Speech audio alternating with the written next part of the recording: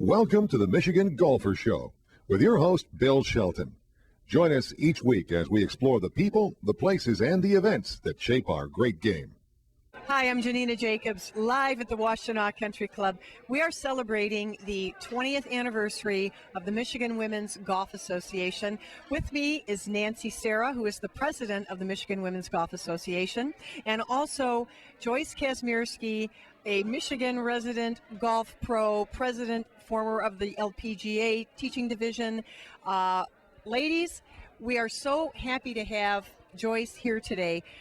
Joyce, you came all the way from Indiana, from your teaching job, from your touring business, and all sorts of fun things that you're doing to join us. What is the most important thing that you can share with our audience about your years of being a professional woman golfer? Well, thank you. I appreciate the invitation to come up and help you all celebrate here. And Nancy and I are phone friends now. Growing up in Michigan, and really all the support that I had, even though I grew up at a time where there were very limited competitive opportunities for me as a player, I just wanted to play. And fortunately, there were enough opportunities out there and some very influential people that helped me along and gave me some opportunities that allowed me to keep golf as a career. And Nancy, what was the decision? Why did you decide to bring Joyce up here to speak on this great occasion? Why did the committee decide to pick Joyce? We knew about her. We knew how dedicated she was. We knew of her history, and for us, she was a good fit. Well, I think growing up in the golf courses in Detroit, you told some interesting stories this evening about 25-cent golf cards, the Detroit Free Press Junior Golf School. How important was that as an introduction for you to golf? Does that stand out as one of your greatest memories? Well, the thing is, I had the opportunity to play any weekday morning. I couldn't play on the weekends because that was when most of the golf was being played, but I had other things to do on the weekend. But I had an opportunity to play every weekday morning in the summer. And since golf is a game that golfers basically teach yourself, but you have to do it. And so I just played. And the more I played, the more I learned. And I actually didn't have a lesson until I had played the game for 8 years. And I finally had a formal lesson. Totally screwed me up for a while, but then I had to learn how to learn. And now I'm a golf educator, so I'm glad I had those experiences because basically my students teach themselves. I just facilitate the process, and I just tell them, I said, good students make good teachers, so my reputation's in your hands. I think we can all relate to the fact that so many people do take up the game without taking any lessons, and it can really wreak havoc. Just a quick question to both of you about the state of women's golf today. Joyce, you talked about the Michelle Wie factor. What do you think the influence of all the young stars is going to have on the game of golf in the future, not only for women amateurs, but for women professionals? Nancy, let me start with you on that. Well, it's good.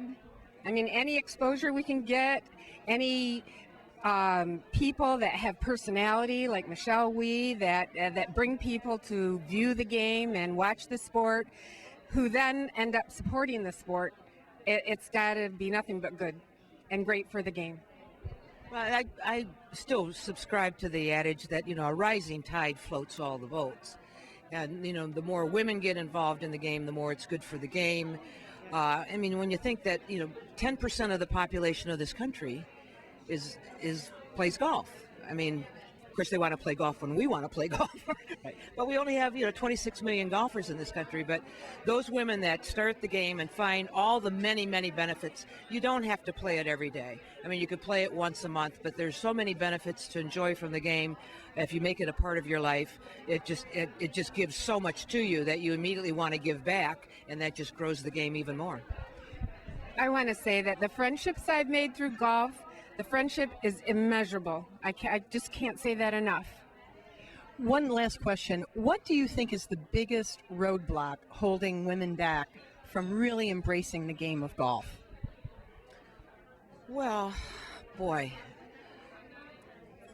I think as more and more women are empowered in the workplace, and as young mothers bring up their young children today because they've come through a time of, Title IX, and women just having more equal opportunity to do whatever they want to do. If they want to be a lineman for the utility company, who cares? I mean, it's like Michelle Wee wants to play on the men's tour. She wants to play in the Masters.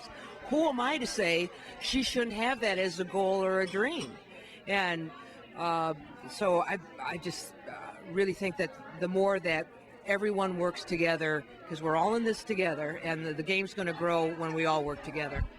Yes, I agree. Okay. Totally. Well, I guess one thing is certain. We have to obey the rules in golf, but I guess as far as the rules of life go, we can break those. Well, we'll have some more tomorrow when the celebration continues in the $4,000, yes, you heard that right, $4,000 all-woman scramble, which will take place on probably one of the hottest days of the year. I think it's going to get to maybe 100, so we'll have to have lots of ice and lots of water. So we'll have more tomorrow. Lots of stamina. Thank you. Go women!